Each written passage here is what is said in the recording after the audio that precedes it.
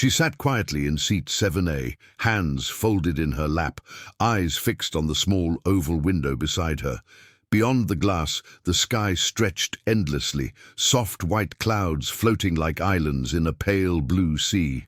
For most passengers, this was just another flight, a routine journey. But for her, the sky still whispered memories she never spoke about. The cabin buzzed with ordinary sounds, overhead bins closing, seatbelts clicking, flight attendants offering polite smiles. A businessman typed rapidly on his laptop. A young couple argued softly over which movie to watch. Somewhere behind her, a child laughed, unaware of how fragile the world could be at 30,000 feet. She wore no uniform, no medals, just a simple jacket and worn sneakers.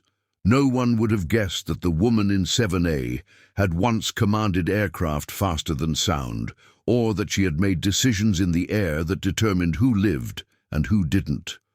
Those days were behind her, or so she believed. The plane climbed smoothly, engines humming like a steady heartbeat. The captain's voice came over the intercom, calm and professional, announcing their cruising altitude.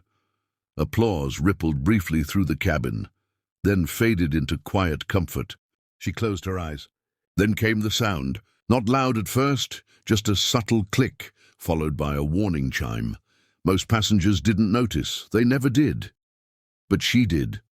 Her eyes snapped open, instincts flaring awake like an old fire reigniting. Another alarm followed, then another. In the cockpit, red and amber lights flickered to life. A sensor failure, autopilot disengaged. The aircraft dipped slightly, just enough for drinks to tremble in their cups. A few passengers looked around nervously. The captain tightened his grip on the controls. "Run the checklist," he ordered, trying to keep his voice steady. The co-pilot's fingers moved fast, but confusion crept in. Systems were responding slower than expected. Data conflicted. Something wasn't right. In the cabin, the seatbelt sign illuminated with a sharp ding. A flight attendant's smile faded as she returned to her jump seat. Murmurs began spreading like ripples in water. The woman in 7A felt it in her bones. This wasn't turbulence. The aircraft lurched again, sharper this time.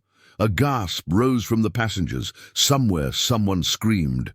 Oxygen masks did not deploy, but fear did, silently and swiftly. The captain keyed the microphone. "Ladies and gentlemen, this is your captain speaking. We're experiencing a minor technical issue. Please remain seated and keep your seatbelts fastened." Minor. She exhaled slowly. She knew that word well. It was the same word commanders used when things were anything but minor. Another warning alarm blared, this one unmistakable. The plane began drifting off assigned altitude. Air traffic control crackled through broken static. Communication interference. The co-pilot swallowed hard. "We're losing primary navigation input." The captain hesitated, just a fraction of a second. That hesitation could cost lives. In the cabin, panic was no longer contained. A woman clutched her husband's arm. A man whispered prayers under his breath. The child who had been laughing earlier began to cry. Seat 7A remained still. She unbuckled her seatbelt. The flight attendant noticed immediately. "Ma'am, please stay seated," she called out, fear hidden poorly behind protocol. The woman stood anyway. Her voice was calm, not loud, but it carried. "I have experience, aviation experience." The cabin fell into a strange silence. The attendant blinked. What kind of experience? She paused, choosing her words carefully. The kind that might help right now. Another sudden drop rocked the aircraft, stronger this time. Luggage shifted. A man shouted. The attendant didn't hesitate anymore. She grabbed the intercom and spoke quickly to the cockpit. Moments later, the cockpit door unlocked. Inside, the atmosphere was tense, thick with urgency. The captain turned, eyes sharp, assessing her in seconds. "What's your background?" he demanded. She met his gaze. Former military test pilot, retired. The co-pilot stared at her, disbelief mixing with desperation. The captain had no time for doubt. "Can you fly this plane?" he asked. She looked at the instruments, modern but familiar enough. Fear brushed past her, but it did not stay. She nodded once. Yes. She took the co-pilot's seat, fingers hovering briefly over the controls before settling in with natural ease. Muscle memory returned instantly. The aircraft responded, as if recognizing her touch. She stabilized the pitch, corrected the drift. Her voice was precise, controlled. Manual override engaged. Reduce thrust 2%. Let me bring her level. The alarms quieted one by one. In the cabin, passengers felt it before they understood it. The shaking eased. The angle of descent softened. Breaths were released that people didn't realize they were holding. The captain watched her work, stunned. "You're flying like you never left." She didn't look up. "Some things never leave you." Air traffic control re-established partial contact. The captain relayed updates as she maintained control, guiding the aircraft through unstable systems and incomplete data. Minutes felt like hours. Finally, the plane leveled out. Not safe yet, but alive. She leaned back slightly, eyes still scanning the instruments. Outside, the sky stretched endlessly once more. But now it felt different, heavier, watching.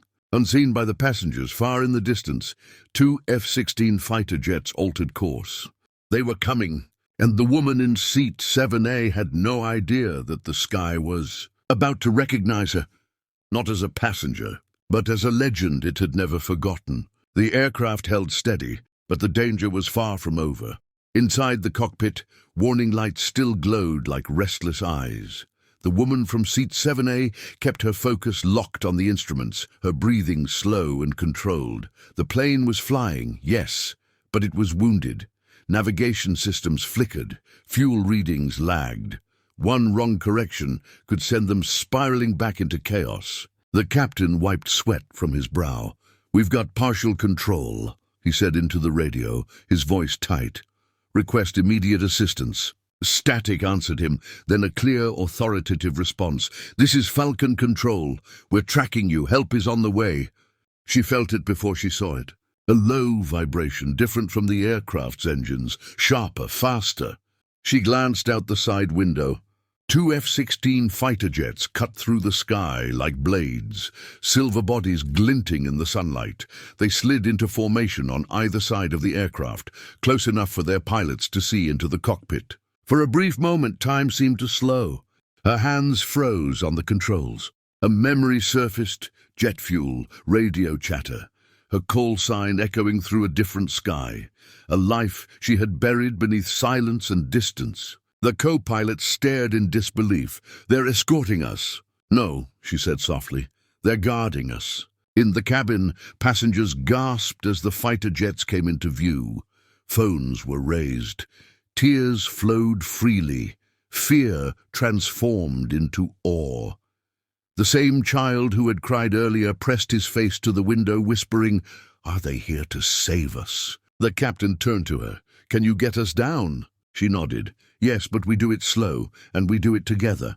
Air traffic control cleared a long emergency runway. Weather reports were unfavorable, crosswinds, limited visibility, but it was their best option. As they began descent, the damaged system fought back. The aircraft shuddered violently. Alarms screamed. Altitude dropped faster than expected. She tightened her grip. "Easy," she whispered, not to the plane but to herself. Her voice over the intercom was calm, steady. "Ladies and gentlemen, this is the flight crew. We are beginning our final approach. Please remain seated. We will land shortly." She didn't mention danger. She didn't mention risk. She mentioned landing. The F-16 pilots adjusted formation, matching speed perfectly, offering visual guidance. One of them radioed in, voice respectful. "We've got you, ma'am. You're not alone up here." Her eyes burned, but she did not let tears fall. "Never was," she replied quietly. The runway lights appeared through the haze, thin lines of hope cutting through uncertainty. The landing gear deployed with a heavy clunk. For a terrifying second, it hesitated, then locked. The cabin erupted in cries of relief. "Stabilizing," she announced. "Throttle steady, nose up 2 degrees."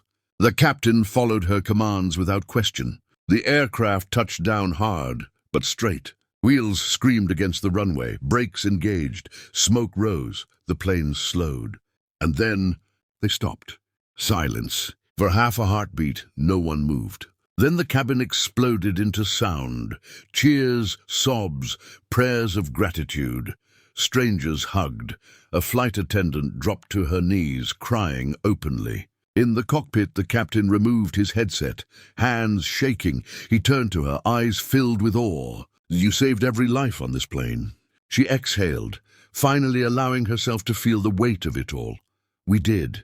Outside, emergency vehicles surrounded the aircraft, but the moment everyone remembered would come next. The F-16s lifted higher, then peeled away. But instead of leaving, they broke formation. One by one, they tilted their wings in a slow, deliberate arc. A salute. Air traffic control fell silent. Ground crews stopped moving. Passengers watched through tear-streaked windows as history unfolded in the sky above them. The captain whispered, "That's not protocol." She smiled faintly. "It's respect." She returned to the cabin, walking past passengers who stared at her like she was something unreal. Some clapped, others simply placed hands over their hearts. She stopped at seat 7A. "Just another seat again." As she sat down, a young boy leaned across the aisle. "Are you a hero?" he asked. She thought for a moment. "No," she said gently. "I'm just someone who remembered who she was when it mattered." The plane door opened. Cameras waited outside. Officials prepared statements. Medals would be offered. Interviews requested. But she slipped away quietly, carrying only her bag and the sky's silent gratitude. High above, the F-16s disappeared into the clouds. The mission was complete, and somewhere between the ground and the heavens, a forgotten legend had flown one last time. Not for glory, not for orders, but for lives. She had boarded as a passenger. She landed as a salute,